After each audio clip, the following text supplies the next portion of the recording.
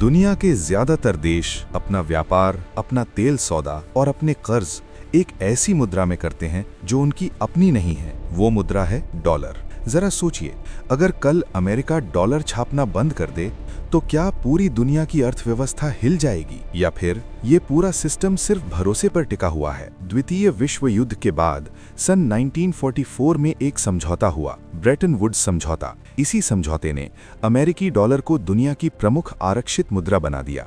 आज भी दुनिया के लगभग 60% विदेशी मुद्रा भंडार डॉलर में रखे जाते हैं। इसका मतलब जब कोई देश तेल खरीदता है तो भुगतान अधिकतर डॉलर में होता है, और यहीं से शुरू होता है अमेरिका का आर्थिक प्रभाव। अमेरिका का सबसे बड़ा हथियार उसकी सेना नहीं, उसका डॉलर है, क्योंकि तेल का व्यापार डॉलर में होता है। अंतर्राष्ट्रीय कर्ज डॉलर में दिए जाते हैं। वैश्विक बैंकिंग व्यवस्था डॉलर पर निर्भर है। अगर अमेरिका किसी देश पर प्रतिबंध लगा दे तो उसे डॉलर व्यवस्था से बाहर किया जा सकता है, और जैसे ही कोई देश डॉलर प्रणाली से बाहर होता है उसका व्यापार रुक सकता है, उसकी मुद्रा गिर सकती है और उसकी अर्थव्यवस्था डगमगा सकती है। अमेरिका का केंद्रीय बैंक फेडरल रिजर्व जब ये ब्याज दरें बढ़ाता है, डॉलर मजबूत होता है। विकासशील देशों से पूंजी बाहर निकलती है, उनकी मुद्राएं कमजोर हो जाती हैं। यानी वॉशिंगटन में लिया गया एक फैसला भारत, ब्राजील और दक्षिण अफ्रीका तक असर डाल सकता है। ये सीधा नियंत्रण नहीं है, लेकिन एक आर्थिक आकर्षण शक्ति है। वैश्विक ताकत केवल मुद्रा से तय नहीं होती। तेल भी एक बड़ा कारक है। वेनेजुएला जैसे देशों के पास दुनिया के सबसे बड़े तेल भंडार हैं।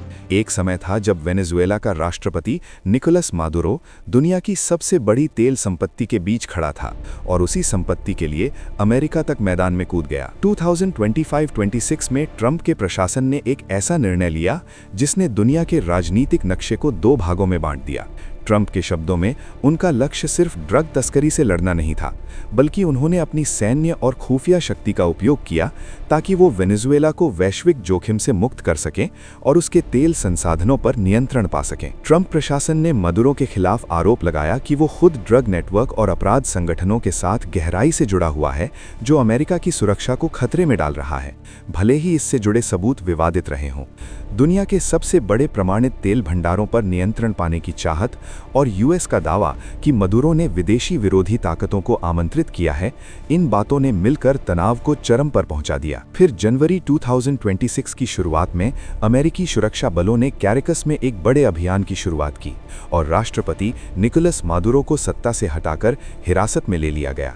अमेरिका ने घोषणा की कि ये कदम न्याय और सुरक्षा के लिए जरूरी था। कुछ विश्लेषकों के अनुसार ये सिर्फ एक तालिबानी कहानी नहीं थी, बल्कि एक दर्शाया हुआ संदेश था कि अमेरिका अब अपने हेमिस्फीयर के भीतर किसी भी प्रतिकूल शासन को बर्दाश्त नहीं करेगा। और आज जब नया नेतृत्व सत्ता में आया है, दुनिया के सबसे बड़े तेल संसाधनों की पहुंच पर एक नए संघर्ष की शुरुआत हो चुकी है, क्योंकि ये लड़ाई सिर्फ सत्ता की नहीं, बल्कि तेल, प्रभाव और वैश्विक नियंत्रण की सबसे बड़ी बाजी है। जहां राजनीतिक अस्थिरता होती है, वहां बाहरी दखल बढ़ता है। तेल के भंडारों पर प्रभाव का मतलब है ऊर्जा राजनीति पर प्रभाव, और ऊर्जा राजनीति का मतलब है वैश्विक शक्ति संतुलन। मध्य पूर्व की धधकती राजनीति में एक नाम बार बार सामने आता है, ईरान। और हर बार जब ईरान में सड़कों पर भीड़ उतरती है, दुनिया की नज़र वॉशिंगटन पर टिक जाती है। क्या ये सिर्फ अंदरूनी गुस्सा है, या इसके पीछे कोई बड़ा जियोपॉलिटिकल खेल चल रहा है? जब डोनाल्ड ट्रंप ने ईरान पर मैक्सिमम प्रेशर नीति लागू की, कठोर आर्थिक प्रतिबंध, तेल निर्यात पर रोक, बैंकिंग सिस्टम पर दबाव, ट्रंप ने कई बार सार्वजनिक तौर पर ईरानी नेतृत्व की आलोचना की और कहा कि ईरान के लोग बेहतर भविष्य डिजर्व करते हैं।